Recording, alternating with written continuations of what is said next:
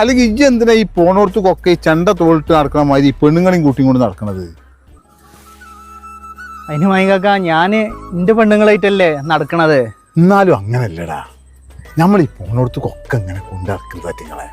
അത് എനിക്കിപ്പോ പുതുക്കായതുകൊണ്ട് തോന്നുകയാണ്. മൈകാക്ക അത് പുതുക്കെന്നുള്ളതല്ല, ഞാൻ 6 മാസത്തെ ലീവിനാണ് ഇങ്ങോട്ട് വരുന്നത്.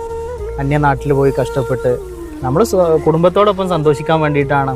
അല്ലെങ്കിൽ ഇതൊന്നും തെറ്റല്ലല്ലോ. ഇപ്പോൾ പ്രകൃതി ഭാര്യനെ കൂട്ടിയിട്ട് പ്രകൃതി കാണിച്ചു കൊടുക്കണതും ഹോട്ടലിൽ പോയി ഭക്ഷണം കഴിക്കണതും ഇതൊന്നും ഒരു വലിയ തെറ്റുള്ള കാര്യമല്ലല്ലോ. ഇജ്ജ് പെണ്ണുങ്ങളെ ടൂർ കൊണ്ടുപോണേനും ഭക്ഷണം കഴിക്കാൻ പോണേനും ഞാൻ എതിരല്ല.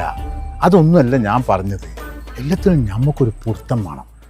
മയക്ക ഈ കുടുംബം എന്ന് പറയുമ്പോൾ അത് കൂടുമ്പോൾ ഇമ്പുണ്ടാവണതാണ്.